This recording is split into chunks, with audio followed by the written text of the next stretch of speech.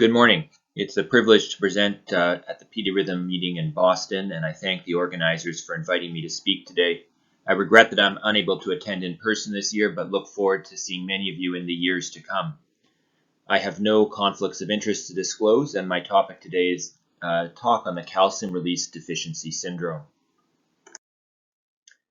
The outline is to talk about the identification and characterization and provide a brief history of the discovery of CRDS, the associated phenotypes, emerging diagnostic testing, and potential treatments and outcomes of these patients. I'll begin with a case presentation. This is a 10-year-old girl who was referred with ADHD prior to starting on methylphenidate because she had a maternal history of sudden unexplained death in her grandmother who had a cardiac arrest without exercise provocation. And there was concern about an inherited arrhythmia syndrome in the family. This young girl underwent a rest ECG, stress test, and echo. You can see on the baseline rest ECG that she has intermittent pre-excitation, and this was deemed to be a low-risk pathway based on exercise stress testing, and she also had an echocardiogram showing LV non-compaction. The significance of these findings was not clear at the time, and she was advised to follow up in several years with repeat imaging and testing. Unfortunately, she suffered a cardiac arrest shortly thereafter during peak exercise, and she was resuscitated by bystanders without underlying neurological sequelae. She then had another exercise stress test that showed that she had frequent PVCs during peak exercise, and she was found to have a mutation in RYR2 that was novel, and this was deemed a variant of unknown significance and was in the C terminus of the protein. This testing was done because of the suspicion of CPVT based on this stress ECG and the clinical history. Examining her pedigree more carefully, you will see this proband here who has a mix of a CPVT and non-compaction overlap syndrome with this VUS and RYR2. Her mother was also found to carry the VUS, and she herself was being worked up for a history of heart failure with PVCs at the time. And then she has a maternal grandmother and great-grandmother who both died around 50 years of age of sudden cardiac death, with her grandmother's death being suspicious for CPVT. So now I want to take you back to the genetic discovery of CPVT 20 years ago. And this was the work of several groups. I highlight the paper by Silvia Priori here, but there were others who were involved in the discovery as well.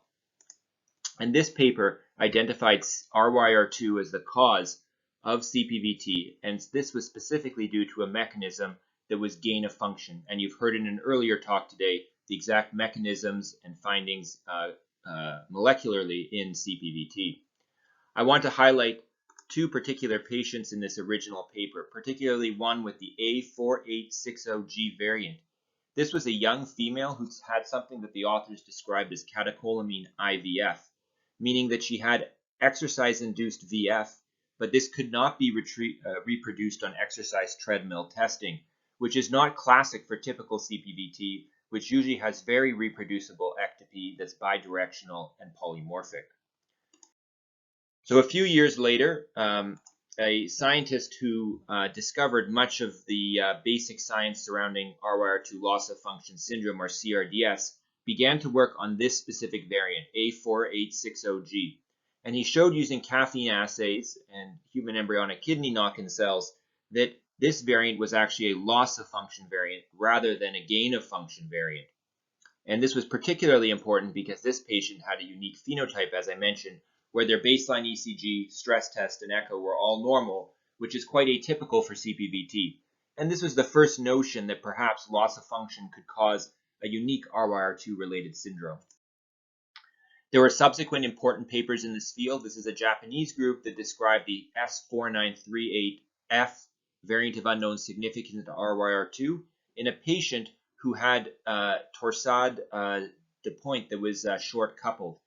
And again, you can see that this was a loss of function variant. And this paper is the case description of the family that I started out with. And you will see here that this patient also had a loss of function variant when her variant was characterized in vitro, suggesting that the family has CRDS. So at this point in 2016, we proposed some ideas, and this was the concept that loss or suppression of function variants in cardiac ranitidine receptor could be responsible for a novel form of inherited arrhythmia that was distinct from CPVT. We felt that potential clues included a rare RYR2 variant that is found in a patient who's a stress-induced arrhythmic event, but a normal resting ECG and a normal or near normal exercise stress test.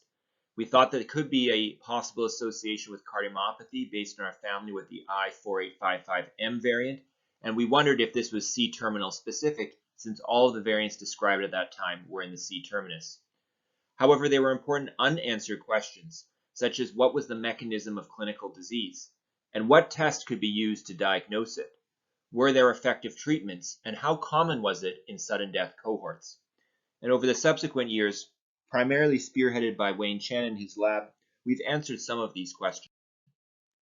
So this is the seminal paper describing the calcium release deficiency syndrome, published in Science Translational Medicine almost 2 years ago now. And this was a characterization of several large families who had sudden unexplained death, predominantly during exertion, who carried ultra-rare RYR2 variants that co-segregated with disease and were loss of function. And the logarithm of odds score, or LOD score, was 11.5 for these families, suggesting a very strong relationship between the sudden death phenotype and the variant found. And these here are the variants listed, and you will see that all of the patients who were probans had negative exercise stress tests, but life-threatening arrhythmias, including sudden cardiac death and sustained arrhythmias, and all were loss of function. These here are the variants that are described in the study, and you can see the wild-type caffeine release assay shows a normal curve here, and all of these variants listed below result in the randine receptor failing to open or opening very late in response to calcium and caffeine stimulation. I now want to focus on D4646A. This is a specific loss of function variant that Dr. Chen and his group characterized. So what they wanted to be able to do is figure out if there was some type of EP protocol that could induce arrhythmias in patients with CRDS.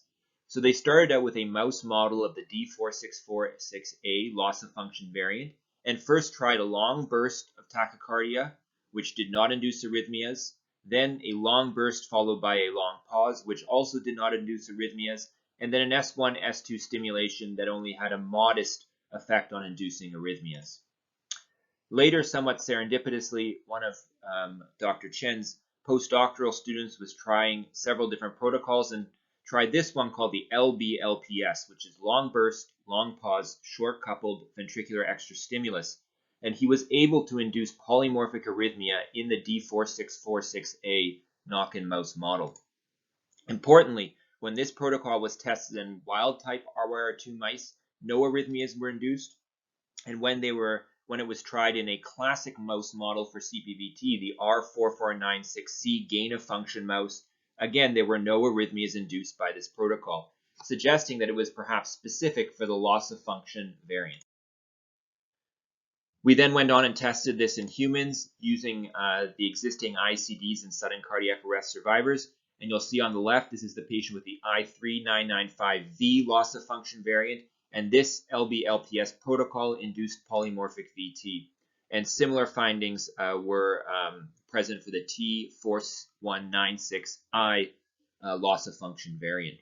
So these are human data suggesting this pacing sequence can induce arrhythmias in this population. So what have we learned at this point? We know that CRDS is caused by loss of function variants in cardiac ryanodine receptor, and that events are usually adrenergically triggered, but paradoxically the stress test appears relatively normal. And it can be induced in mice and humans by an EP protocol consisting of the LBLPS. So then we went on and performed a multi-center study focusing on CPVT registries where we hypothesized that some patients would be included who were actually misdiagnosed with CPVT and actually had CRDS. So in this study, we took patients from the International CPVT Registry in Amsterdam, the Pediatric CPVT Registry in Vancouver, and several other tertiary inherited arrhythmia centers that were not participating in either registry, and identified 24 potential cases of CRDS based on the presence of a rare RYR2 variant and a stress test that was not particularly indicative of CPVT, despite having a sudden death history. And when we characterized these variants in vitro, we found that 4 were gain of function, consistent with CPVT, 1 was wild type, and 19 of them were RYR2 loss of function variants. And you'll see amongst those were 6 probands and 11 relatives. And none of the patients had exercise treadmill tests that were consistent with CPVT, although some patients did have several types of ectopy during various parts of the exercise stress test. These are a list of the loss of function variants on the right of the screen here. I will highlight one that's particularly interesting, which is the V4606E variant, which resulted in a complete loss of function of the channel, meaning that increasing concentrations of caffeine did not induce calcium arrhythmia at any concentration. And this patient had a severe cardiomyopathy with atrial and ventricular arrhythmias, and unfortunately succumbed to heart failure at just 9 years of age. The rest of the patients had varying degrees of loss of function variants. And you can see here that the majority of these variants occur towards the end of the RYR2 protein, around the 4,000 mark in amino acids. So just looking a little bit more carefully at the cohort of loss of function versus gain of function. So the median age of loss of function carriers was 22, and relatives had a median age of 20 at symptom onset. Compare this to something in CPVT that would be around, age 9 to 12 for the onset of gain of function CPVT. So these patients appear to be a little bit older, but I recognize this is a predominantly pediatric audience, and I will highlight that several of the probands were under 12 years of age in the loss of function cohort. You'll see that the vast majority of patients were treated with beta blockers in the loss of function group, and most had suffered an exertional or emotional trigger, although none of them, as I said, had classic CPVT treadmills. So this paper highlights several unfortunate themes in CRDS, which is firstly that it's often undiagnosed early, particularly in patients who have a sudden cardiac death who are often mislabeled as having CPVT. And in some families, the proban was actually the second or third sudden unexplained death in the family, even after expert workup.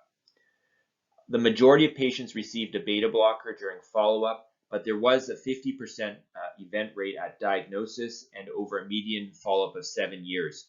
So although event rates overall seemed lower than CPVT, it was not uncommon that at some point in follow-up, recurrent arrhythmic events would occur.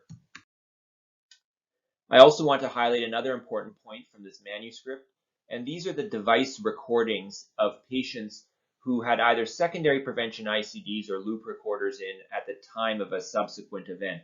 And you will see that the onset of arrhythmia in these patients appears to be a spontaneous LB-LPS-like sequence of ectopy that induces polymorphic VT.